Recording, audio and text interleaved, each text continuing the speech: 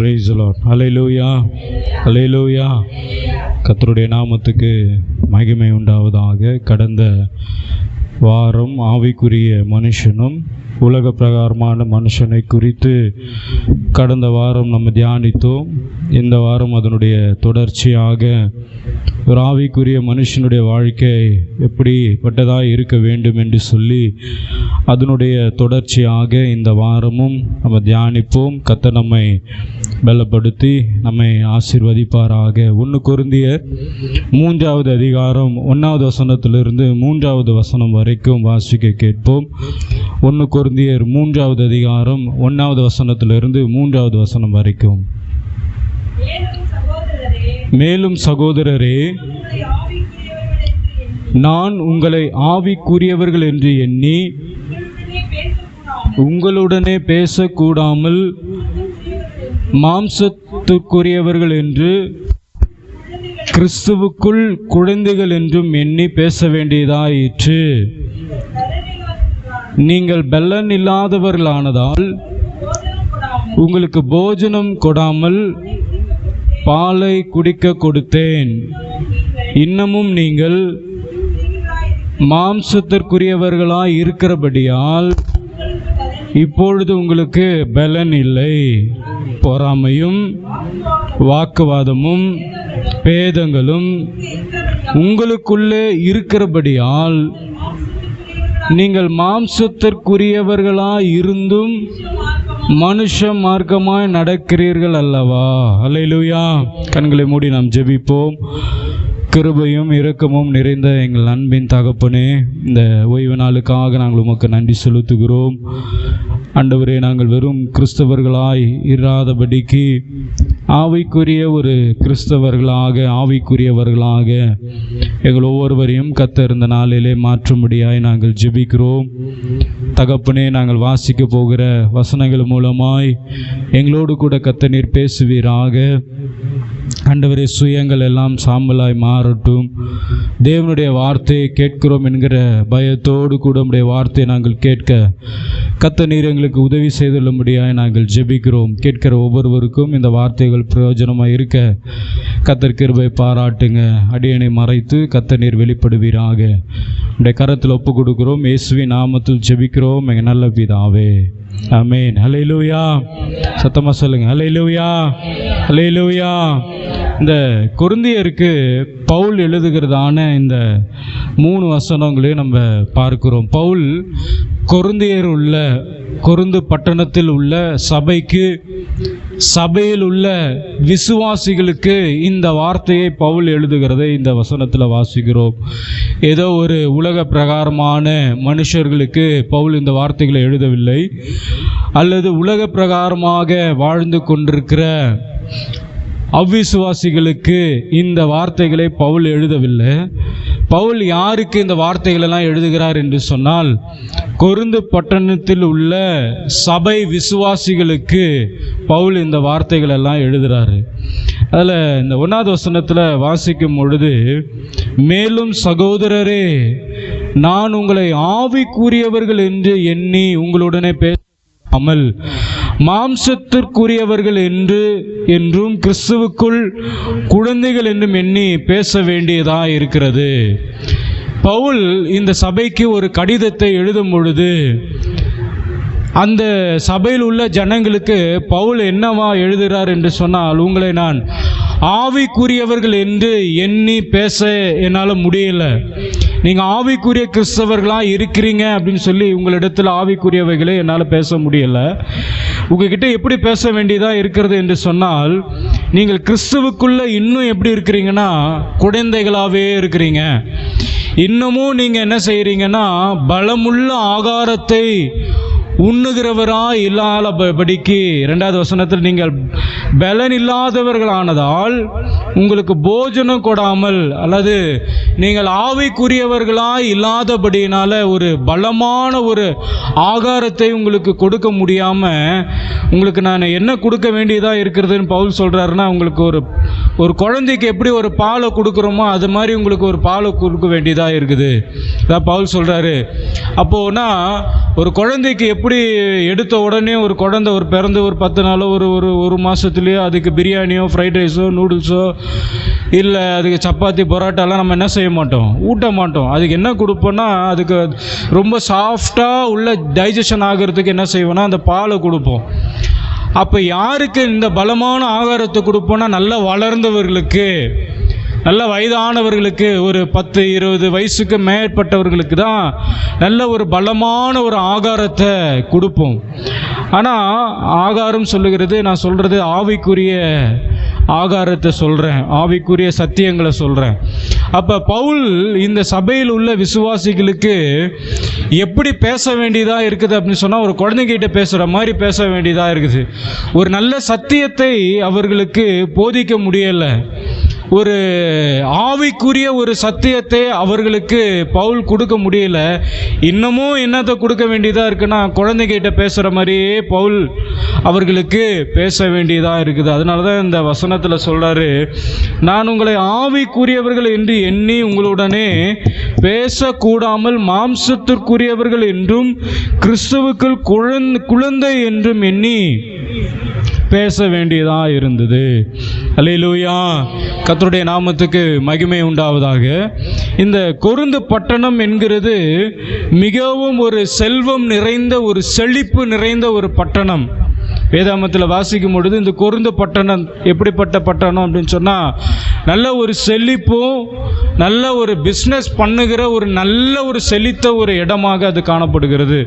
உதாரணத்துக்கு சொல்லணும்னா, இப்போ நம்ம ஊருக்கும் சென்னைக்கும் எவ்வளோ வித்தியாசம் இருக்குது. சென்னைனா பார்த்திங்கன்னா நல்லா டெவலப்டு ஏரியான்னு சொல்லுவோம்ல, அதே போல் அந்த காலத்தில் கொரிந்து பட்டணம் வந்து ஒரு நல்ல ஒரு டெவலப்பான ஒரு ஏரியா. எவ்வளவுக்கு எவ்வளவு அது நல்லா வளர்ந்து எவ்வளவுக்கு எவ்வளவு அது ஒரு நல்ல ஆசீர்வாதமான ஒரு பட்டணமாக இருந்ததோ, அவ்வளோக்கு எவ்வளோ அந்த பட்டணத்தில் தேவனுக்கு பிரியமில்லாத காரியமும் இருந்தது, பாவமும் நிறைந்து இருந்தது. ஒழுக்கக்கேடான காரியங்களை ஜனங்கள் என்ன செய்து கொண்டிருந்தாங்க, அந்த பட்டணத்தில் செய்து கொண்டிருந்தாங்க. விக்கிர ஆராதனை, அப்புறம் மற்றவர்களுக்கு விரோதமாக எழும்பிக் கொண்டிருந்தார்கள். ஆண்டவருக்கு பிரியமில்லாத காரியத்தை செய்ததுனால பவுல் இந்த கொரிந்தியர் பட்டணத்திற்கு, நீங்கள் அப்போஸ்தலர் 8:18 வாசிக்கும் பொழுது, இந்த கொரிந்து பட்டணத்தில் ஜனங்கள் எல்லாம் சீர்கெட்டு இருக்கிறாங்க அப்படின்னு சொல்லி பவுல் அந்த பட்டணத்தில் போய் ஒரு சபையை ஆரம்பிப்பார். கிட்டத்தட்ட 18வது அதிகாரம் 8வது வசனத்திலிருந்து வீட்டில் வாசித்து பாருங்கள். கிட்டத்தட்ட 1.5 வருஷம் பவுல் இந்த கொரிந்து பட்டணத்தில் ஒரு ஊழியம் செய்தார். ஒரு சபையை நிறுவி கிட்டத்தட்ட 1.5 வருஷம் இந்த சபையில் உள்ள விசுவாசிகளோடு கூட பவுல் இருந்தார். நல்ல ஊழியம் செய்தார். அநேக காரியங்களை இந்த சபையில் உள்ள விசுவாசிகளுக்கு பவுல் போதித்தார். சபைக்குரிய காரியங்களை அவர் போதித்தார். எப்படி அவர் அந்த 1.5 வருஷம் அந்த ஊழியத்தை அவர் செய்து கொண்டிருக்கும் பொழுது இந்த சபை நல்லா வளர்ந்தது. இந்த கொரிந்து பட்டணத்தில் உள்ள ஜனங்கள் எல்லாம் ரட்சிக்கப்பட்டாங்க. ஒரு ஆவிக்குரிய ஒரு சபையாக அந்த சபை வளர்ந்தது. ஆவிக்குரிய வரங்கள் எல்லாம் அந்த சபையில் நடத்தப்பட்டது. அந்நிய பாஷைகள் பேசப்பட்டது. தீர்க்க தரிசனங்கள் சொல்லப்பட்டது. அந்த சபையிலிருந்து அநேக சுவிசேஷர்கள் புறப்பட்டு போனார்கள். இப்படிப்பட்டதான சபை வளர்ந்து கொண்டிருக்கிற ஒரு சமயத்தில் தான் பவுல் அந்த சபையை விட்டு வேற ஒரு பட்டணத்திற்கு போன பிறகு இந்த சபையில் உள்ள ஜனங்கள் ஆண்டவருக்கு விரோதமான காரியங்களை செய்ய ஆரம்பித்தார்கள். ஆண்டவருக்கு பிரியமில்லாத காரியங்களை செய்ய ஆரம்பித்தார்கள். அல்லேலூயா. அப்போதான் பவுல் அந்த பட்டணத்திற்கு ஒரு கடிதத்தை எழுதுகிறாரு. இந்த பட்டணத்தில் உள்ள சபைக்கு ஒரு கடிதத்தை பவுல் என்ன செய்கிறாரு, எழுதுகிறார்கள். என்ன எழுதுகிறாருன்னா, நான் இருந்து இந்த சபையில் ஊழியம் செய்த வரைக்கும் இந்த சபை ஒரு ஆவிக்குரிய ஒரு சபையாக காணப்பட்டது. ஆனால் நான் விட்டு போன பிறகு இந்த சபையில் அநேக குழப்பங்கள் காணப்படுகிறது. இது ஆவிக்குரியவர்களாக நீங்கள் இன்னும் மாறல. எல்லாரும் சபைக்கு வரீங்க, சபையில் கலந்து கொள்ளுகிறீங்க, ரட்சிக்கப்பட்டிருக்கிறீங்க. ஆனால் ஆவிக்குரியவர்கள் என்று எண்ணி உங்ககிட்ட என்னால் என்ன செய்ய முடியலன்னா, உங்ககிட்ட என்னால் பேச முடியல அப்படின்னு சொல்லி பவுல் ஒரு கடிதத்தை எழுதுகிறாரு. அப்போது அந்த சபையில் உள்ள ஜனங்கள் எப்படிப்பட்டதாக இருந்தார்கள் அப்படின்னு சொன்னால், மாம்சத்திற்குரியவர்களாய் இருந்தார்களே தவிர ஆவிக்குரியவர்களாய் அந்த சபையில் உள்ள ஜனங்கள் இல்லை.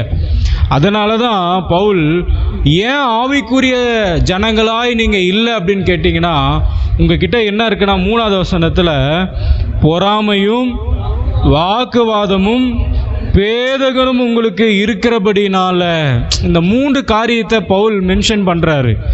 நீங்கள் ஆவிக்குரியவர்களாய் இல்லாதபடிக்கு நீங்கள் மாம்சத்திற்குரியவர்களாய் நீங்கள் இருப்பதற்கு காரணம் என்னன்னா, பவுல் சொல்கிறாரு, உங்ககிட்ட என்ன இருக்குன்னா பொறாமை இருக்குது, உங்ககிட்ட என்ன இருக்குன்னா வாக்குவாதங்கள் இருக்கு, உங்ககிட்ட இருக்கு என்ன இருக்குது அப்படின்னு சொன்னா பேதகங்கள் உங்ககிட்ட இருக்கு. அல்லேலூயா.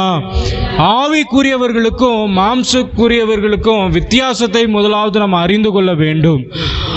மாம்சத்திற்குரியவன் மாம்சத்தின்படி நடக்கிறான், உலக பிரகாரமான சிந்தனைகளை நினைத்து கொண்டு உலக பிரகாரமான காரியங்களில் நடந்து கொள்ளுகிறான். ஆவிக்குரியவன் ஆவிக்குரிய காரியங்களில் நடக்கிறான். ஹல்லேலூயா. 1 கொரிந்தியர் 2வது அதிகாரம் 14-15 வாசிக்கும் பொழுது, ஆவிக்குரிய மனுஷன் தேவ ஆவியினால நடத்தப்படுகிறான் என்று சொல்லி வாசிக்கிறோம். தேவ ஆவியானவர் ஆவிக்குரிய மனுஷனை நடத்துகிறாராம்.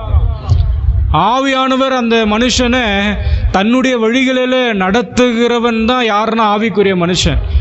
உலக பிரகாரமான மனுஷன் உலகத்தின்படி நடந்து கொள்ளுகிறான், உலகத்தினுடைய காரியத்தின்படி நடந்து கொள்ளுகிறான். 2வது ஆவிக்குரிய மனுஷன் கொலோசியர் 3:2 வாசிக்கிறோம், ஆவிக்குரிய மனுஷன் மேலானவைகளை சிந்திக்கிறான், ஆவிக்குரியவைகளை சிந்திக்கிறான். ஆவியானவர் என்ன நினைக்கிறாரோ, ஆவியானவருக்குடைய சிந்தனை எப்படி இருக்கிறதோ அப்படிப்பட்டவைகளை இந்த ஆவிக்குரிய மனுஷன் நினைக்கிறான். உலக பிரகார மனுஷன் உலகத்தினுடைய காரியத்தை நினைத்து கொண்டிருக்கிறான். 3வது பார்க்கும் பொழுது ஆவிக்குரிய மனுஷன் ஆவிக்குரிய கனிகளை கொடுக்கிறான். ஆவிக்குரிய கனிகள் போன வாரம் பார்த்தோம்ல, ஆவிக்குரிய கனிகள் என்னென்னலாம் பார்த்தோம் இல்லையா? அன்பு, சமாதானம், சந்தோஷம், இப்படிப்பட்ட காரியங்கள் எல்லாம் ஆவிக்குரிய மனுஷன் கொடுக்கிறதான கனி. மரம் எதனால் அறியப்படும் அப்படின்னு சொன்னால் அது கொடுக்குற கனினால் அறியப்படும். நீங்கள்லாம் கிறிஸ்தவர்களா இல்லை ஆவிக்குரிய கிறிஸ்தவர்களா என்று எப்படி அறியப்படும் சொன்னால், உங்ககிட்ட இருந்து வெளிப்படுகிற அந்த சுவாபத்து நிமித்தமாக அது வெளிப்படும். நீங்கள் ஆவிக்குரியவர்கள் அப்படின்னு சொன்னால் உங்ககிட்ட இருந்து அன்பு, சமாதானம், சந்தோஷம், மற்றவர்களிடத்தில் பொறாமை இல்லாத, போட்டி இல்லாத, வாக்குவாதம் இல்லாத, எரிச்சல் இல்லாத, இப்படிப்பட்ட காரியங்களாக உங்களிடத்துலேருந்து வெளிப்படும். ஒருவேளை ஆவிக்குரிய பிரகாரமாக இல்லாதபடி மாம்சத்திற்குரியவர்களாக இருந்தீங்கன்னா மாம்சத்துக்குரிய கனிகள் வெளிப்படும். கோபம், வைராக்கியம், எரிச்சல், பொறாமை, இப்படிப்பட்ட காரியங்கள்லாம் என்ன செய்யும்? அதிகமாய் வெளிப்படும். அப்போது ஆவிக்குரிய மனுஷன் எதனால் அறியப்படுகிறான் அப்படின்னு சொன்னால், அவன் கொடுக்கிற கனியினால, அவனுடைய கேரக்டர்னால, அவன் வெளிப்படுத்துகிற சுவாபத்தினால அவன் அறியப்படுகிறான். அல்லேலூயா. 4வது ஆவிக்குரிய மனுஷன் எப்படி அறியப்படுகிறான் என்று சொன்னால், அவன் எடுக்கிற தீர்மானங்கள் ஆவியானவருடைய தீர்மானங்களாக இருக்கும். தேவனிடத்தில் ஒரு காரியத்தை செய்ய வேண்டும் என்று சொன்னால் கேட்டு யோசித்து நிதானித்து ஆவியானுடைய உதவியின்படி, ஆவியானுடைய சித்தத்தின்படி செய்கிறவனாய் காணப்படுவான். அல்லேலூயா. உலக பிரகாரமான மனுஷன் என்ன பண்ணுவான்னா, என்னென்னலாம் தோணுதோ அவைகளெல்லாம் செய்வான். எதெல்லாம் நம்ம நினைக்கிறோமோ அது எல்லாவற்றையும் செய்கிறது தான் உலக பிரகாரமான மனுஷன். கடைசியாக ஆவிக்குரிய மனுஷன் எப்படிப்பட்டவனாக இருக்கிறான்னு சொன்னால், அவனுடைய நோக்கம், டெஸ்டினேஷன் சொல்லுவாங்க, அவனுடைய நோக்கம் எதை குறித்து இருக்குன்னா பரலோகத்தை குறித்து இருக்கும்.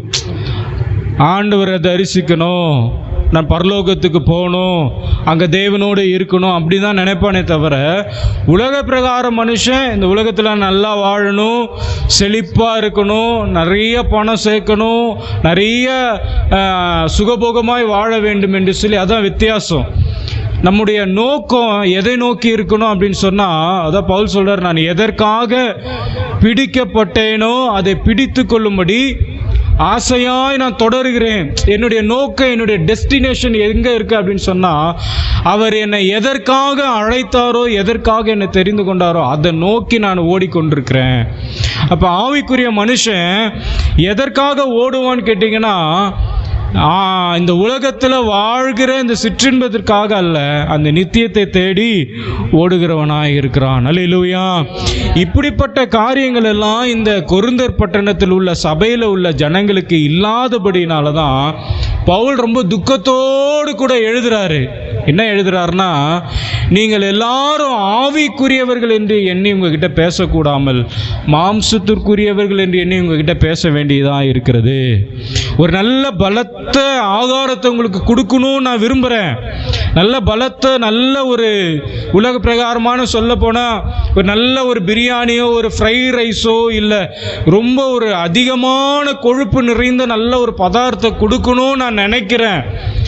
ஆனால் உங்களுக்கு அதை என்னால் என்ன செய்ய முடியல, கொடுக்க முடியல. ஏன்னா நீங்கள் எல்லாம் எப்படி இருக்கிறீங்கன்னா குழந்தைகளாகவே இருக்கிறீங்க. உங்களுக்கு அது ஒத்துக்காது, உங்களால் அது புரிந்து கொள்ள முடியாது. சில பலவீனங்கள், சில போராட்டங்கள், சில கஷ்டங்கள் வருகிற பொழுது இந்த ஆவிக்குரிய மனுஷன் அதை ஏற்றுக்கொள்ளுவான். ஆனால் உலக பிரகாரமான மனுஷனால் அதை என்ன செய்ய முடியாது, ஏற்றுக்கொள்ள முடியாது. அல்லேலூயா, அல்லேலூயா. யாருக்கு பவுல் சொல்றாரு?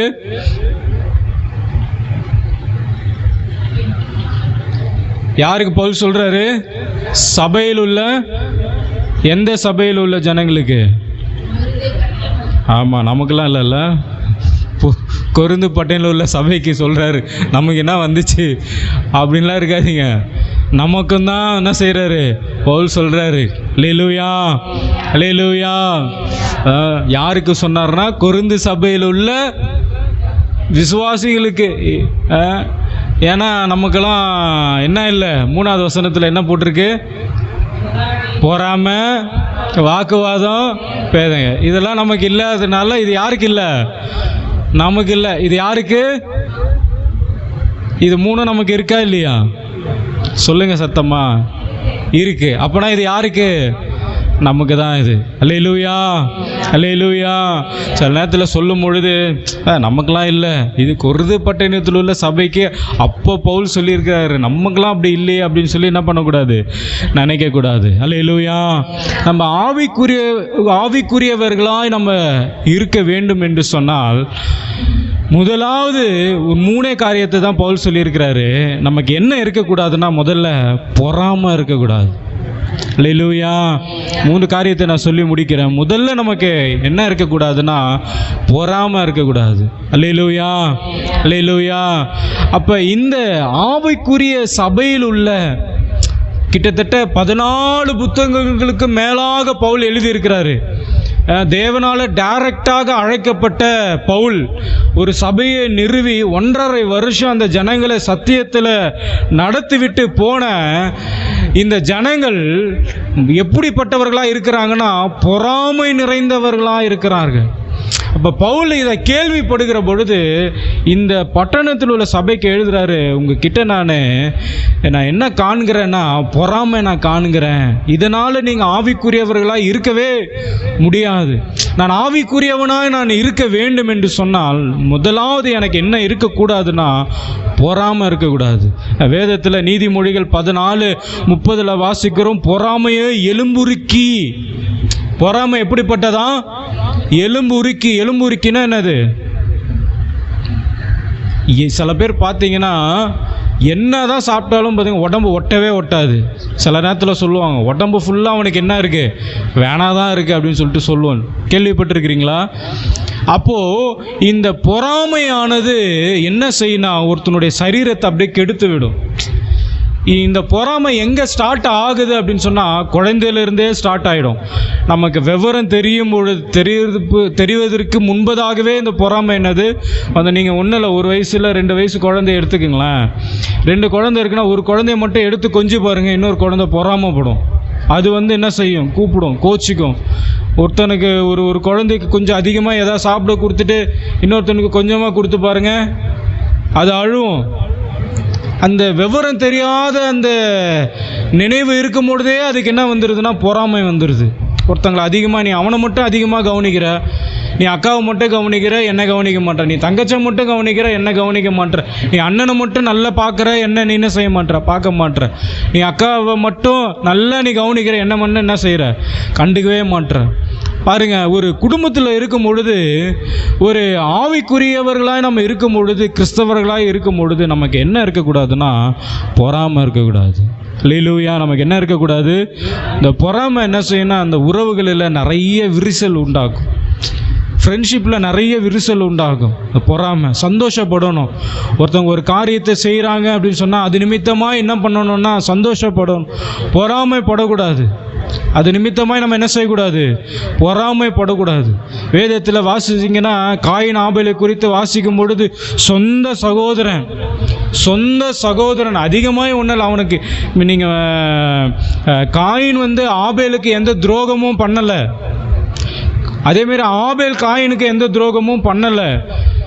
கர்த்தர் ஆபேலுடைய காணிக்கையை அங்கீகரித்தது நிமித்தமாக காயினுக்கு ஆபேலின் மீது பொறாமை வந்துச்சு. ஒன்றுமே இல்லை, ஒரு சின்ன விஷயந்தான். இவர் காணிக்கை அங்கீகரித்தார், அவர் காணிக்கை அங்கீகரிக்கலை. வேதம் சொல்லுகிறது, கர்த்தர் கேட்கும் பொழுது உன்னுடைய முகநாடி வேறுபட்டது என்ன. சில நேரத்தில் ஏதாவது ஒரு பொருள் வீட்டுக்கு நல்லதாக வாங்கிட்டோன்னு வச்சுக்கிங்களேன், அக்கம் பக்கத்தில் இருக்கவங்களோ தெரிஞ்சவங்களோ பார்க்கும் பொழுது பரவாயில்லையே நல்லா இருக்குது, முகம்தான் சிரிக்குமே தவிர உள்ளெல்லாம் இவன் போய் இது வாங்கிட்டானே, இவன் போய் இதை செஞ்சிட்டானே, இவன் போய் இது பண்ணிட்டானே, இப்படிப்பட்டதான பொறாமை இருதயத்தில் இருக்கும். அப்போது பாவம் அங்கேருந்து தான் ஸ்டார்ட் ஆகுது. தன்னுடைய சொந்த சகோதரனே கொலை செய்வதற்கு தூண்டியதற்கு முதல்ல காரணம் என்னன்னா பொறாமை வந்ததுன்னா. அல்லேலூயா. தேவன் அவனுடைய வாழ்க்கையவே சாபமாக மாற்றினார். அவனுடைய வாழ்க்கையவே தேவன் சாபமாக மாற்றினார். அதே போல் சவுல் தாவீதை குறித்து வாசிக்கும் பொழுது, தாவீது சவுலுக்கு எதுவுமே செய்யலை. ஜனங்கள் எல்லாரும் சொன்னாங்க தாவீது கொன்றது, சவுல் கொன்றது 1000, தாவீது கொன்றது 16,000. உடனே சவுலுக்கு என்ன வந்துச்சு, பொறாமை வந்துச்சு. 1 சாமுவேல் 18 நீங்கள் வீட்டில் வாசிங்க. 1 சாமுவேல் 18:7 வாசிக்கும் பொழுது தாவீதின் மேலே சவுல் பொறாமை கொண்டான். யோசேப்பினுடைய வாழ்க்கையில் பார்க்கும் பொழுது சொந்த சகோதரர்களே அவன் மீது என்ன பண்ணாங்க, பொறாமை கொண்டாங்க. கர்த்தர் தான் தரிசனத்தை கொடுத்தாரு. பரவாயில்ல, நம்ம தம்பி நம்மளை விட நல்லா இருப்பான் அப்படின்னு அவங்க நினச்சிருந்தாங்கன்னா அவன் மேலே பொறாமைப்பட்டிருக்க மாட்டாங்க. கர்த்தர் கொடுத்த தரிசனத்தை சகோதரனிடத்தில் போய் சொன்னது நிமித்தமாக எகிப்தியருக்கு அவன் சொந்த சகோதரர்களாலே விற்கப்பட்டான். பொறாமை நிமித்தமாக. சொந்த சகோதரன் தான் ஆபேல், சொந்த சகோதரன் தான். யோசேப்பு கூட இருந்தவர்கள் சொந்த சகோதரன் தான். சவுல் தாவீது மிகவும் நேசித்தவர்கள் தான், ஆனால் பொறாமை வந்தது. அல்லேலூயா, அல்லேலூயா. ஆனால் பொறாமை வந்தது. இயேசு கிறிஸ்துவே சிலுவையில் அறைவதற்கு மிகப்பெரிய ஒரு காரணம் என்னன்னா, கூட இருந்த ஆசாரியர்கள் எல்லாம் அவர் மேல் பொறாமைப்பட்டது நிமித்தமாக. இவர் தேவனுடைய குமாரன் என்று தன்னை சொல்லிக் கொள்ளுகிறாரே என்று பொறாமைப்பட்டது நிமித்தமாக சிலுவையில் அறைவதற்கு காரணமாக இருந்தது. அல்லேலூயா, அல்லேலூயா. நீங்கள் ஈசாக்கினுடைய வாழ்க்கையில் கூட வாசிக்கும் பொழுது ஈசாக்கை தேவன் அப்ரவிதமாய் ஆசீர்வதிக்கிறார், நல்லா ஆசீர்வதிக்கிறார்.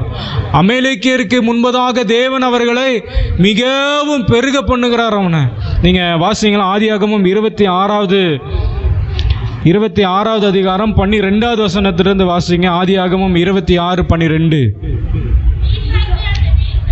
ஈசாக்கு அந்த தேசத்தில் விதை விதைத்தான், கர்த்தர் அவனை ஆசீர்வதித்ததினால் அந்த வருஷத்தில் 100 மடங்கு பலன் அடைந்தான். கவனிக்கணும், ஈசாக்கு அந்த தேசத்தில் விதை விதைத்தான். அமலேக்கியர் இருக்கிற வாசம் பண்ணுகிற அந்த தேசத்தில் ஈசாக்கு என்ன பண்ணானா, விதை விதைத்தார். கர்த்தர் அவரை ஆசீர்வதித்ததினால் அந்த வருஷத்தில் 100 மடங்கு பலன் அடைந்தான். எந்த வருஷத்தில் 100 மடங்கு பலன் அடைந்தார்னு கேட்டிங்கன்னா, பஞ்சம் நிறைந்த அந்த வருஷத்தில். எல்லாருக்கும் பஞ்சமாய் காணப்படுகிறது, எல்லாரும் விளைவிக்கிறாங்க, யாருக்குமே வளர்ச்சி அடையலை. ஆனால் ஈசாக்கு விளைவிக்கும் பொழுது தேவன் 100 மடங்கு பலனை கர்த்தர் கொடுக்கிறார். அடுத்தது வாசிங்க. அவன் ஐஸ்வர்யவனாகி வர வர விருத்தி அடைந்து மகா பெரியவனானான். நல்ல கவனிங்க, அவன் ஐஸ்வர்யவனாகி வர வர விருத்தி அடைந்து மகா பெரியவனானான். அவனுக்கு ஆடு மந்தையும் அநேக பணிவிடைக்காரரும் இருந்தபடியினாலே பெலிஸ்தேர் அவன் பேரில் என்ன செய்தாங்க? என்ன பொறாமை? எதுக்கு பொறாமை கொண்டாங்க? எதுக்கு பொறாமை கொண்டாங்க? அவன் ஐஸ்வர்யவானாய் மாறினான், வர வர விருத்தி அடைந்தான், பெரியவனானான். அவன் விளைவித்ததை எல்லாம் கர்த்தர் 100 மடங்கு பலனை கொடுத்ததுனால பெலிஸ்தியர்கள் அவன் மேலே என்ன பண்ணாங்க? பொறாமை கொண்டாங்க. இந்த உலகம் அப்படிப்பட்டதான ஒரு உலகம்தான். தேவன் நம்மை ஆசீர்வதிக்க நம்மோடு கூட இருக்கிறவர்களே நம்மை கண்டு என்ன செய்வாங்க தெரியுமா? பொறாமை கொள்ளுவார்கள். அடுத்தது வசனத்தை வாசிங்க, 15வது வசனம். அவன் தகப்பனாகிய ஆபிரகாமின் நாட்களில் அவனுடைய வேலைக்காரர் வெட்டின துறவையெல்லாம் மண்ணினால் நிரப்பி போட்டார்கள். அபிமெலேக்கு ஈசாக்கை நோக்கி, நீ எங்களை விட்டு போய்விடு. நல்ல கவனிங்க, அபிமெலேக்கு கூப்பிடுறாரு, ஈசாக்க கூப்பிட்டு சொல்றாரு, நீ எங்களை விட்டு போய்விடும். ஏன் போ சொல்றாரு? எங்களை பார்க்கிலும் மிகவும் பலத்தவனானா என்றார். அல்லேலூயா, அல்லேலூயா. பாருங்க, ஒரு தேசத்தில் ஆசீர்வாதமாக இருக்கும் பொழுது அவனை கூப்பிட்டு அபிமெலேக்கு சொல்றாரு, நீ எங்களை விட்டு போயிடு, நீ ரொம்ப பெரியவனாய் மாறுற, நீ நல்ல ஆசீர்வாதமாக இருக்கிற. பொறாமை கொண்டபடியினால ஈசாக்கி அந்த தேசத்தை விட்டு அவர்கள் அனுப்பினார்கள். அல்லேலூயா. அப்போ ஆவிக்குரியவர்களாய் நம்ம இருக்கும் பொழுது நம்ம கற்றுக்கொள்ள வேண்டிய காரியம் என்னன்னா, மற்றவர்கள் மீது நம்ம என்ன செய்யக்கூடாதுன்னா பொறாமை கொள்ளக்கூடாது. மற்றவர்கள் மீது நம்ம பொறாமை கொள்ளக்கூடாது. மற்றவர்களை தேவன் ஆசீர்வதிக்கும் பொழுது நம்ம அதை பார்த்து என்ன செய்ய வேண்டும்னா சந்தோஷப்பட வேண்டும். நம்முடைய குடும்பத்தாரை தேவன் ஆசீர்வதிக்கும் பொழுது நம்ம அதனால் என்ன பண்ணணும்? சந்தோஷப்படணும். அக்கம் பக்கத்தாரை ஆசீர்வதிக்கும் பொழுது சந்தோஷப்படணும். நீ தான் வீடு கட்டுவியா? நானும் என்ன பண்ணுவேன்? கட்டுவேன். நீ தான் இது வாங்குவியா? நானும் உன்னை விட என்ன பண்ணுவேன்? இப்படிப்பட்ட காரியங்கள்லாம் நம்ம நினைவில் வைத்து கொண்டும் இருந்தோமானால் நம்ம ஆவிக்குரிய கிறிஸ்தவர்களாய் இருக்கவே முடியாது. இந்த சுவாபந்தான், இப்படிப்பட்ட சுவாபந்தான் யாருக்கு இருந்துச்சுன்னா கொரிந்து பட்டணத்தில் உள்ள விசுவாசிகளுக்கு இருந்துச்சு. நமக்கு இருக்குதா என்னன்னு தெரியல, ஆனால் யாருக்கு இருந்துச்சு? இப்படி இருந்துச்சுன்னா நம்ம எப்படிப்பட்டவர்களாக இருக்க முடியாது? ஆவிக்குரியவர்களாய் இருக்க முடியாது. ரெண்டாவது, அவர்களுக்கு என்ன இருந்துச்சு? வாக்குவாதம். 1 கொரிந்தியர் 1:11 வாசிங்க. 1 கொரிந்தியர் 1வது அதிகாரம் 11வது வசனம்.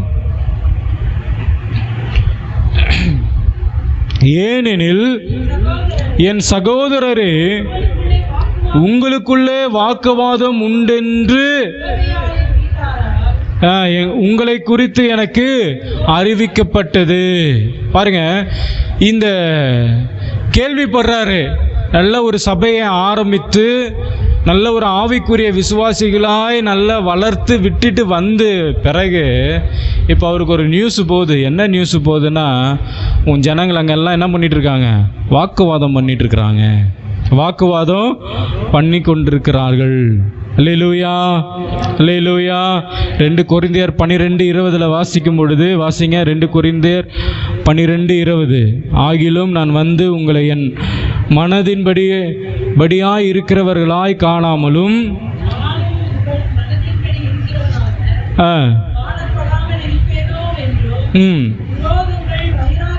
விரோதங்கள், வைராக்கியங்கள், கோபங்கள், வாக்குவாதங்கள், புறங்கூறுதல், கோல் சொல்லுதல், இருமாப்பு, கலகங்கள் உண்டாயிருக்குமோ என்று போதும். உங்களுக்கு இவைகள் எல்லாம் இருக்கிறது என்று நான் என்ன செய்திருக்கிறேன்? நினைவில் வைத்திருக்கிறேன், நான் நினைச்சிருக்கிறேன். உங்களுக்குள்ள என்ன இருக்குன்னா வாக்குவாதம் இருக்கு. உங்களுக்குள்ள என்ன இருக்குது? நான் சொல்றது தான் கரெக்டு. குடும்பத்தில் என்ன சொல்லுவேன் தெரியுமா? நான் என்ன சொல்கிறேனோ சொல்லுங்க. நான் என்ன சொல்கிறேனோ அதுதான் கரெக்டு. நான் என்ன சொல்கிறேனோ அதுதான் நீ செய்யணும். எனக்கு எல்லாமே தெரியும். ஒரு காரியத்தை தெரியாமல் தவறுதலாக செய்துட்டாலும் அதை போட்டு வாக்குவாதம் பண்ணி, நீ எப்படி செஞ்ச, அவ்வளோதான் போச்சு, எல்லாம் உன்னால் தான் போச்சு, முடிஞ்சிச்சு, அவ்வளோதான் போட்டு அதை போட்டு நோண்டி அதை சின்ன விஷயத்தை என்ன பண்ணிடுவோம்? பெருசாக ஆக்கிடுவோம். வாக்குவாதம் பண்ணி பண்ணி பண்ணி கடைசியில் சண்டை ஆகி ஒரு 4 நாள் 5 நாள் முறைச்சிக்கிட்டு மூஞ்சி தூக்கி வச்சுட்டு போய் ஒரு இடத்துல என்ன பண்ணிவிடுவோம், சாப்பிடாம கொள்ளாமல் போய் உட்காந்துருவோம். இந்த வாக்குவாதம் குடும்பத்தில் பிரிவினையை உண்டாக்கும்.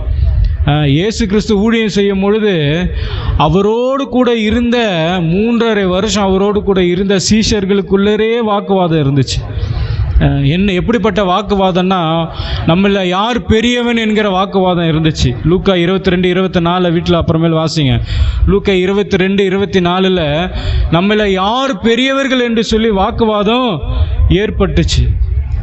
ஆபிரகாமுடைய மேய்ப்பர்களுக்கும் லோத்தினுடைய மேய்ப்பர்களுக்கும் ஆதியாகமம் 13:7 வாசிக்கிறோம், அவர்களுக்குள்ள வாக்குவாதம் ஏற்பட்டுச்சு.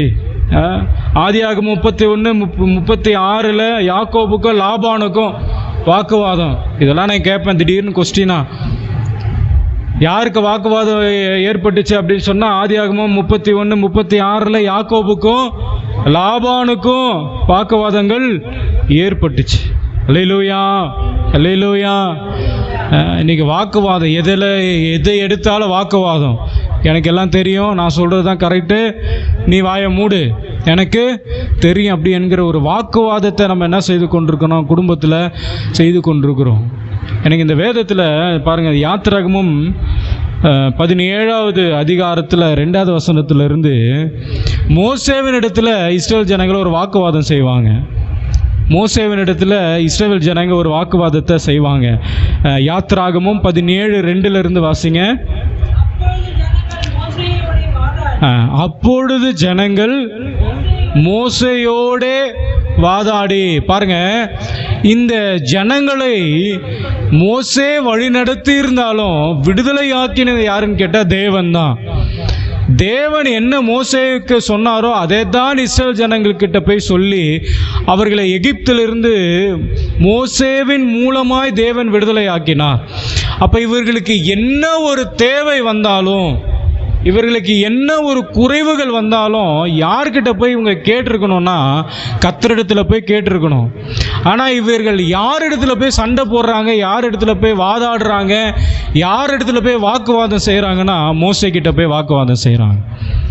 மோசே என்ன சொல்கிற, மோசே என்னன்னா, நான் உங்களை அழைச்சி வந்ததே தவிர, உங்களை நான் வழிநடத்தினதே தவிர, உங்களை விடுதலையாக்குவதற்கு தேவன் என்ன ஒரு கருவியாக பயன்படுத்தினாரே தவிர, உங்களை இத்தனை வருஷமாய் வழிநடத்தி கொண்டு வருகிறது யாருன்னா கர்த்தர் தான்.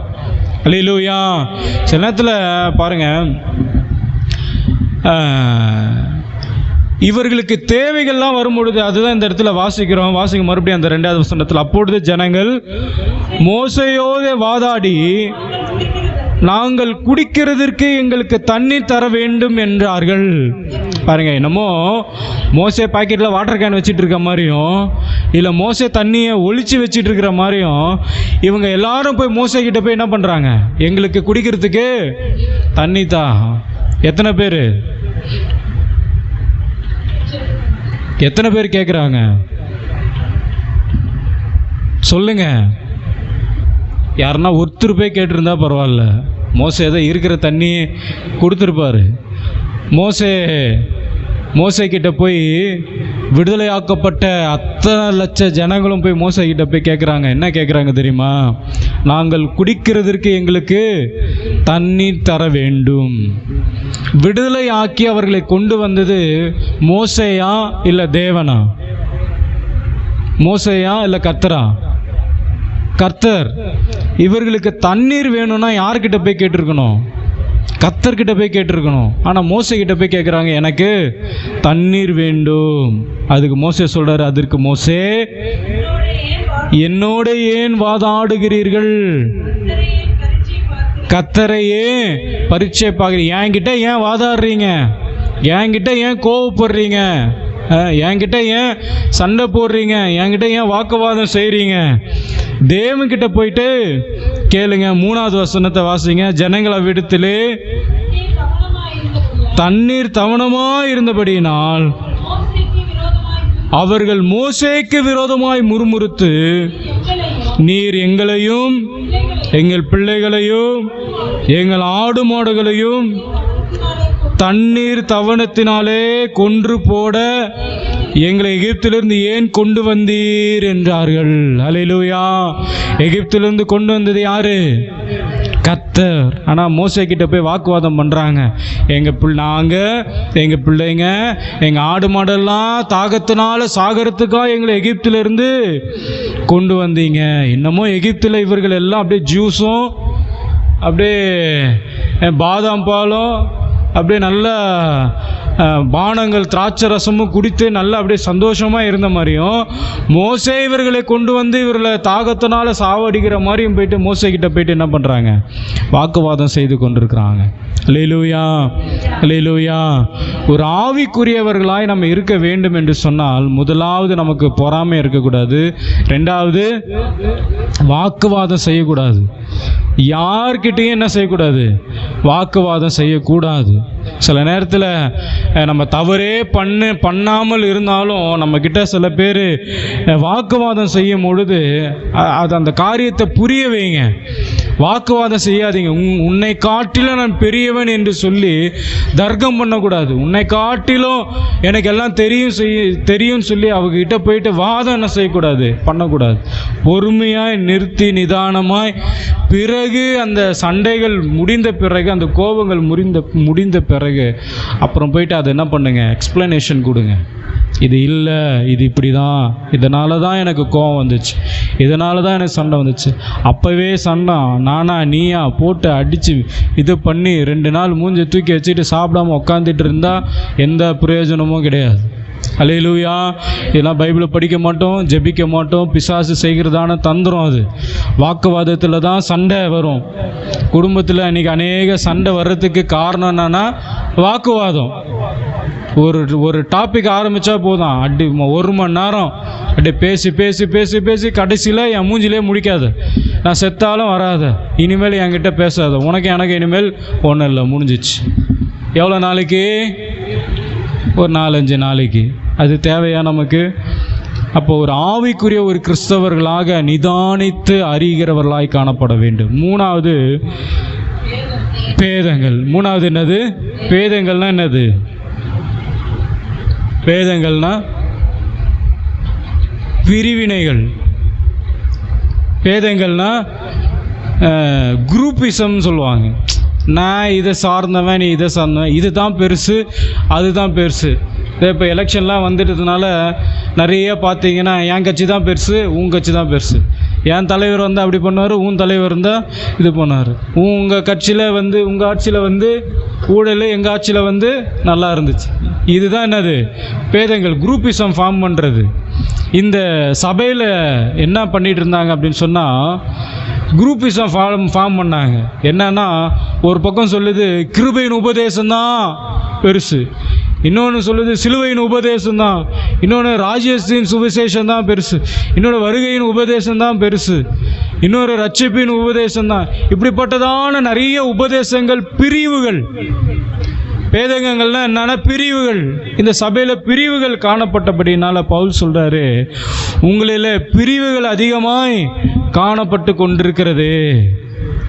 இந்த பிரிவுகளை உண்டாக்குகிறது சத்துருவானவன். நம்முடைய ஆண்டவர் பட்சபாதம் அல்லாதவர், பிரிவினை இல்லாதவர் என்று சொல்லி பவுல் இந்த சபைக்கு அவர் சொல்லுகிறதை நம்ம வாசிக்கிறோம். எபேசியர் 6வது அதிகாரம் 9வது வசனத்தில், அவரிடத்தில் பட்சபாதம் இல்லை என்று அறிந்திருக்கிறோம் என்று சொல்லி வேதத்தில் நம்ம வாசிக்கிறோம். கர்த்தருடைய நாமத்துக்கு மகிமை உண்டாவதாக. ரோமர் 10வது அதிகாரம் 12வது வசனத்தில் வாசிக்கிறோம், எப்படிப்பட்டதான பிரிவுகள் அவங்களிடத்துல காணப்பட்டது என்று சொன்னால், ரோமர் 10:12 வாசிங்க. யூதர் என்றும் கிரேக்கர் என்றும் வித்தியாசமே இல்லை, எல்லாரும் கர்த்தரானவர் தம்மை தொழுது கொள்ளுகிறவர்கள் யாவரும். ஆமாம், நான் பணக்காரன், ஏழை, நீ அந்த சமூகத்தை சேர்ந்தவன், நீ இந்த சமூகத்தை சேர்ந்தவன், நீ அப்படிப்பட்டவன், நீ அந்த ஏரியா, நான் இந்த ஏரியா, நீ அப்படி இருக்க, நான் இப்படி இருக்க என்ற அந்த பிரிவுகள் இல்லாதபடிக்கு கிறிஸ்துவுக்குள்ளாக நம்ம எல்லாரும் ஒரே சரீரம் உடையவர்கள் என்று எண்ணுகிறவர்களாய் காணப்பட வேண்டும். அல்லேலூயா. நம்முடைய சபையில் இல்லை, இன்னைக்கு அநேக சபையில் பிரிவுகள் இருக்குது. ஜாதியினுடைய பேரில் பிரிவு இருக்குது, ஏழை பணக்காரன் என்கிற பாகுபாடு இருக்குது. ஏழைனா ஒரு மாதிரி கவனிக்கிறது, பணக்காரன்னா ஒரு மாதிரி கவனிக்கிறது, படித்தவர்கள்னால் ஒரு மாதிரி கவனிக்கிறது, படிக்காதவர்கள்னால் ஒரு மாதிரி கவனிக்கிறது என்கிற அந்த பிரிவுகள் சபைக்குள்ளாக அங்கு கொரிந்து பட்டணத்தில் இருந்தபடினால தான் பவுல் சொல்கிறாரு, உங்களை நான் ஆவிக்குரியவர்கள் என்று எண்ணி பேசக்கூடாமல் மாம்சத்துக்குரியவர்கள் என்று எண்ணி பேசுகிறோம். நான் நினைக்கிறேன் ஆவிக்குரியவர்கள் எல்லாரும் ஒரே கிறிஸ்துவுக்குள்ள ஒரே சரீரமாக இருக்கிறோம். நீங்கள் கலாத்தியர் 3வது அதிகாரம் 26 வாசிங்களேன். கலாத்தியர் 3வது அதிகாரம் 26லேருந்து 29 வரைக்கும். கலாத்தியர் 3வது அதிகாரம் 26. நீங்கள் எல்லாரும்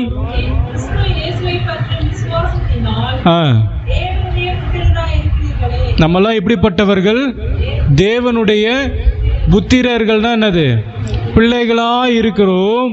ஏனெனில் உங்களில் கிறிஸ்துவுக்குள்ளாக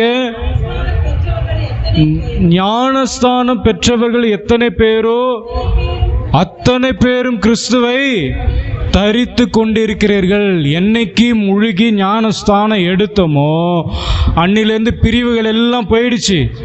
அன்னைக்கு எல்லாரும் நம்ம எப்படிப்பட்டவர்களாய் ஆக்கப்பட்டோம் என்று சொன்னால் கிறிஸ்துவனுடைய பிள்ளைகளாய் ஆக்கப்பட்டிருக்கிறோம். 28வது வசனத்தில் யூதன் என்றும் கிரேக்கன் என்றும் இல்லை, அடிமை என்றும் சுவாதீனர் என்றும் இல்லை, ஆண் என்றும் பெண் என்றும் இல்லை, நீங்கள் எல்லாரும் கிறிஸ்து இயேசுவுக்குள்ள ரொம்ப தெளிவாக சொல்றாரு பாருங்க. யூதர் என்றும் கிரேக்கர் என்றும் இல்லை, அடிமை என்றும் சுவாதீனர் என்றும் இல்லை, ஆணும் பெண்ணுமே இல்லைன்னுறாரு. நம்ம எல்லாரும் கிறிஸ்துவுக்குள்ள ஒன்றா இருக்கிறோம். ஹல்லேலூயா. நீங்க தேவதூதர்கள்லாம் ஆணா பெண்ணான்னு கேட்டீங்கன்னா தெரியாது. தேவதூதர்கள் ஆணா பெண்ணா? தேவதூதர்கள் ஆணா பெண்ணா? அப்ப கிறிஸ்துவோடு கூட இருக்கிறவர்கள் எல்லாரும் எப்படின்னா ஒரே கிறிஸ்துவுக்குள்ளாக இருக்கிறவர்கள் தான் கிறிஸ்தவர்கள். அப்போ நம்ம எல்லாரும் நான் ஆண் பெண்ணு, நீ சின்னவன் பெரியவன், நான் நல்லவன் கெட்டவன், நான் பணக்காரன் ஏழை, நான் அது இதுன்னு இல்லாமல் நம்ம எல்லாருமே சின்ன குழந்தையிலேருந்து பெரிய வயதானவர்கள் வரைக்கும் ஒரே ஒரு காரியம்தான், நம்ம எல்லாரும் கிறிஸ்துவனுடைய பிள்ளைகளாக இருக்கிறோம். 29வது வசனத்தில் நீங்கள் கிறிஸ்துவனுடையவர்களா ஆனதால் ஆபிரகாமின் சந்ததியாரையும் வாக்கு தத்தத்தின்படி இருக்கிறீர்கள். ஆபிரகாமினுடைய சந்ததிகள் நம்ம எல்லாரும். அப்போ நமக்குள்ளாக என்ன இருக்கக்கூடாது? பிரிவினைகள் இருக்கக்கூடாது, பேதங்கள் இருக்கக்கூடாது. இப்போ கொரிந்து பட்டணத்தில் உள்ள சபைக்கு பவுல் அந்த 3 காரியத்தை சொல்கிறாரு. முதல்ல பொறாமை உங்கள் இடத்துலேருந்து என்ன பண்ணுங்க? எடுத்து போடுங்க. வாக்குவாதங்கள் உங்கள் இடத்துலேருந்து எடுத்து போடுங்க. பிரிவினைகள் உங்கள் இடத்துலேருந்து எடுத்து போடுங்க. இவைகள் எல்லாம் உங்கள் இடத்துல காணப்படுமானால் நீங்கள் கிறிஸ்தவர்கள் என்று ஒருவேளை சொல்லிக் கொள்ளலாம். ஆனால் நீங்கள் எப்படிப்பட்டவர்கள்னா மாம்சத்திற்குரியவர்கள். இந்த 3 காரியங்கள் உங்களிடத்திலிருந்து எடுத்து போடப்படுமானால் நீங்கள் எல்லாரும் ஆவிக்குரியவர்கள். ஹல்லேலூயா. இப்போ நல்லா யோசித்து பாருங்க, நான் ஆவிக்குரியவனா இல்லை மாம்சத்திற்குரியவனா? நான் ஆவிக்குரிய கிறிஸ்தவனா இல்லை மாம்சத்திற்குரியவனா அப்படிங்கிறத நம்ம என்ன செய்ய வேண்டும்? யோசிக்க வேணும். அதிகமான காரியங்களாம் இல்லை, இந்த 3 காரியத்தை மாத்திரம். நான் எனக்குள்ள பொறாமை இருக்கா? எனக்குள்ள பொறாமை இருக்கா? யார் மேலே ஆகில நான் பொறாமைப்படுகிறேன்னா யோசிக்கணும். நான் வாக்குவாதம் செய்து கொண்டிருக்கிறேனா? யார்கிட்டையாவது அதிகமாய் வாக்குவாதம் பண்ணி கொண்டிருக்கிறேனா? யோசிக்கணும். நான் பிரிவினைகளை உண்டாக்குகிறேனா? நான்லாம் யார் தெரியுமா அப்படின்ற அந்த ஒரு பிரிவு இருக்கக்கூடாது. நம்ம எல்லாரும் கிறிஸ்துவுக்குள்ள ஒன்றாக இருக்கிறோம் என்கிற ஒரு சிந்தனை வேணும். இந்த 3 காரியம் என் வாழ்க்கையில் இருக்குதா அப்படின்னு யோசிக்கணும். பொறாமை, சொல்லுங்கள் பொறாமை, அப்புறம் வாக்குவாதம், பேதகங்கள், இதெல்லாம் உங்கள் வாழ்க்கையில் இருந்துச்சுன்னா நீங்கள் மாம்சத்துக்குரியவர்கள், நீங்கள் ஆவிக்குரியவர்கள் அல்ல. நீங்கள் ஆவிக்குரியவர்களாக இருக்கும் பொழுது இப்படிப்பட்டதான காரியங்கள் உங்களிலிருந்து எடுத்து போடப்பட வேண்டும். அல்லேலூயா, அல்லேலூயா. நீங்களாம் ரட்சிக்கப்பட்டு எத்தனை வருஷம் ஆகுது யோசித்து பாருங்கள். நீங்கள் ரட்சிக்கப்பட்டு எத்தனை வருஷம் ஆகுது? ரட்சிக்கப்படும் பொழுது எவ்வளோ நேரம் நீங்கள் ஜெபித்து கொண்டிருந்தீங்க? ரட்சிக்கப்படும் பொழுது எவ்வளோ நேரம் வேதத்தை வாசித்து கொண்டிருந்தீங்க? இன்றைக்கி நீங்கள் வளர்ந்தாச்சு, சபைக்கு வந்து கொண்டிருக்கிறீங்க, ஆராதனையில் கலந்து கொண்டிருக்கிறீங்க, வருஷ கணக்காக தேவனை ஆராதிக்கிறீங்க, வார கணக்காக தேவனை ஆராதித்து கொண்டிருக்கிறீங்க. ஆவிக்குரிய விதத்தில் நான் வளர்ந்துருக்கிறேன்னா இல்லை நான் இன்னும் குழந்தையாகவே இருக்கிறேன்னா? ஒரு ஒரு ஒரு குழந்தை எல்கேஜியில் சேருது அப்படின்னு சொன்னால், ஒரு ஃபஸ்ட் ஸ்டாண்டர்டில் ஒரு குழந்தை சேருதுன்னு சொன்னால் 10 வருஷம் கழித்து எத்தனாவது படிக்கணும்? அது ஒரு குழந்தை 1ஆவதுல சேருது, மொதல் வருஷத்தில் 1ஆவதுல சேருதுன்னா 10 வருஷம் கழித்து அது எத்தனாவது படிக்கணும்? 10ஆவது படிக்கணும். இன்னமும் அந்த குழந்தை எல்கேஜிலேயோ இல்லை இன்னும் 1ஆவதுலேயே இருந்துச்சுன்னா எப்படி இருக்கும்? யோசித்து பாருங்கள். இன்றைக்கி ஆவிக்குரியவர்களாக நம்ம இருக்கிறோம். நம்முடைய வளர்ச்சி எப்படிப்பட்டதாக இருக்கிறது? நான் வளர்ந்திருக்கிறேனா?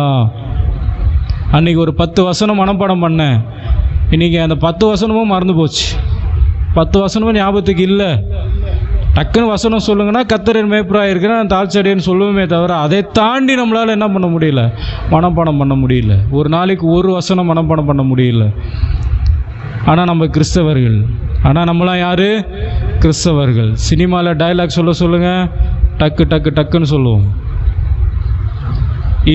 இதில் இருக்கிற வசனத்தை படித்து மனப்பாடம் பண்ண முடியல. ஆனால் இவ்வளோ பெரிய புத்தகத்தை என்ன பண்ணுவோம்? 10 சப்ஜெக்ட் 11 சப்ஜெக்ட்லாம் படித்து பாஸ் ஆகும். அதெல்லாம் ஞாபகத்துக்கு இருக்கும். ஆனால் வேதத்தில் உள்ள வசனங்கள் எல்லாம் இல்லை. நம்ம இன்னும் வளரல. இன்னும் எப்படி இருக்கிறோம்? குழந்தைகளாகவே இருக்கிறோம். எவ்வளோ நேரம் ஜெபம் பண்ணுறீங்க? ஒரு நாளைக்கு எவ்வளோ நேரம் ஜெபம் பண்ணுறீங்க? ஒரு நாளைக்கு எவ்வளோ நேரம் ஜெபம் பண்ணுறீங்க? யோசித்து பாருங்கள். ரட்சிக்கப்படும் போது எவ்வளோ நேரம் ஜெபம் பண்ணீங்க? ரட்சிக்கப்படும் பொழுது எவ்வளோ நேரம் ஜெபம் பண்ணீங்க? இப்போ எவ்வளோ நேரம் ஜெபம் பண்ணுறீங்க? ரட்சிக்கப்படும் பொழுது ஆண்டோடைய காரியத்தில் எவ்வளோ உற்சாகமாக, எவ்வளோ ஒரு வைராக்கியமாக இருந்தீங்க. இப்போ எப்படி இருக்கிறீங்க? யோசித்து பாருங்கள். நான் ஆவிக்குரிய விதத்தில் நான் வளர்ந்து கொண்டிருக்கிறேனா இல்லை நான் இன்னும் குழந்தையாகவே இருக்கிறேனா? நல்ல பலமான ஆகாரத்தை சாப்பிடுகிறவனாய் நான் வளர்ந்து கொண்டிருக்கிறேனா இல்லை இன்னும் நான் பால் குடிச்சிக்கிட்டே இருக்கிறேனா? இன்னும் என்ன சீராட்டி தாளாட்டிக்கிட்டு கர்த்தர் ஆசீர்வதிப்பார், பயப்படாதீங்க, கலங்காதீங்க, திகையாதீங்க, நான் உன்னோடு கூட இருப்பேன், நீ பழுகி பெருகுவாய், நீ பூமியில் இது இப்போ கர்த்தர் கார் கொடுப்பார், பங்களா கொடுப்பார், இதே சொல்லிகிட்டு இருக்கிறோமா? இல்லை நான் இன்னும் வளர்ந்த ஆவிக்குரிய விதத்தில் அந்த நித்தியமான பரலோகத்தினுடைய அந்த பரலோகத்தில் நான் போக வேண்டும் என்கிற வாஞ்சை எனக்கு இன்னும் அதிகமாக இருக்கிறதா? நான் வளர்ந்துருக்கிறேன்? யோசித்து பாருங்கள். வைராக்கியமாய் சபைக்கு வந்த நாட்களெல்லாம் விட்டுட்டு இன்றைக்கி எப்படி ஆச்சுன்னா அடுத்த வாரம் சபைக்கு போய்க்கலாம், அடுத்த வாரம் நம்ம சபையில் கலந்து கொள்ளலாம். நம்ம வளர்ந்துருக்கிறேனா? நான் ஆவிக்குரிய விதத்தில் நான் வளர்ந்துருக்கிறேனா? யோசித்து பாருங்கள் நீங்கள். அல்லேலூயா, அல்லேலூயா. எல்லாரும் வீட்டில் குழந்தைங்களை வளர்க்குறீங்க. எல்லாரும் குழந்தைய அது வளராத 10 வருஷமும் குழந்தையாகவே இருந்துச்சுன்னா எப்படி இருக்கும் உங்களுக்கு? வளராமல் இன்னும் குழந்தையாகவே இருந்துச்சுன்னா எப்படி இருக்கும்? ஒரு 20-30 வயசு ஆள் குழந்தை மாதிரியே பேசிகிட்டு இருந்தால் என்ன சொல்லுவோம்? நம்ம என்ன சொல்லுவோம்? இப்போ வேல்வெளி படித்து காலேஜுக்கு போகிறாங்க. இப்போ காலேஜுக்கு போகிறதுக்கு கிட்டத்தட்ட ஒரு எத்தனை வருஷம் ஆச்சு? ஒரு 13 வருஷம் ஆச்சு. 13 வருஷமும் திருப்பி 1ஆவது படிக்கிற மாதிரி இன்னும் குழந்தையாகவே அவங்க அம்மா இடுப்பில் தூக்கி வச்சுக்கிட்டு இன்னும் குழந்தையாகவே பேசிக்கிட்டே இருந்தால் என்ன சொல்லுவோம்?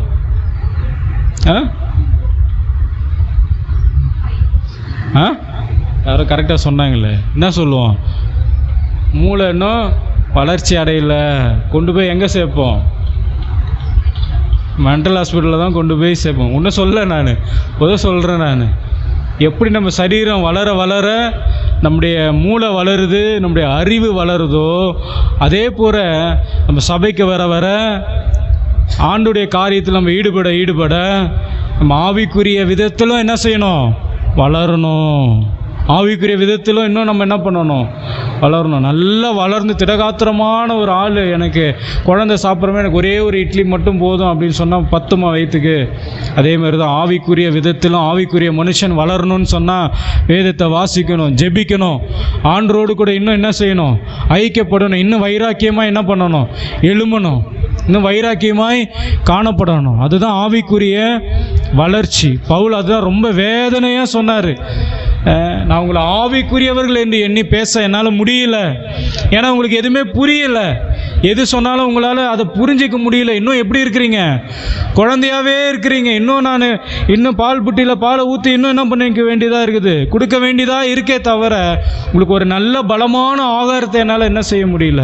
கொடுக்க முடியல. ஏன் கொடுக்க முடியலன்னா, கொஞ்சம் நல்ல ஆழமான சத்தியத்துக்குள்ளே போய் வசனத்தை சொன்னால் உடனே என்ன பண்ணிடுறீங்க? தூங்கிடுறீங்க. ஏன் தூங்குறோம்? புரியல. புரிஞ்சிச்சு அப்படின்னு சொன்னால் தூக்கம் வராது. புரியலன்னா தான் என்ன செய்யும்? தூக்கம் வரும். அப்போ நான் ஆவிக்குரிய விதத்தில் நான் இன்னும் வளராமல் எப்படி இருக்கிறேன்? குழந்தையாகவே இருக்கிறேன். அல்லேலூயா. உங்களை நீங்கள் யோசிக்கணும், இருதயத்தில் கையை வச்சு நீங்கள் சிந்திக்கணும். நான் மாம்ச பிரகாரமாய் நான் வாழ்ந்து கொண்டிருக்கிறேனா, இல்லை ஆவிக்குரியவனாய் நான் இருக்கிறேனா, ஆவிக்குரிய மனுஷனாக இருக்கிறேனா? என் வளர்ச்சி எப்படிப்பட்டதாக இருக்கிறது? நான் ரட்சிக்கப்பட்ட பொழுது தேவனோடு கூட நான் எவ்வளவு நேரத்தை செலவிட்டேன்? ஒரு நாளைக்கு நான் உலகத்தோடு கூட நான் எவ்வளவு நேரத்தை செலவிடுகிறேன்? ஆண்டரோடு கூட எவ்வளோ நேரத்தை நான் செலவிடுகிறேன்?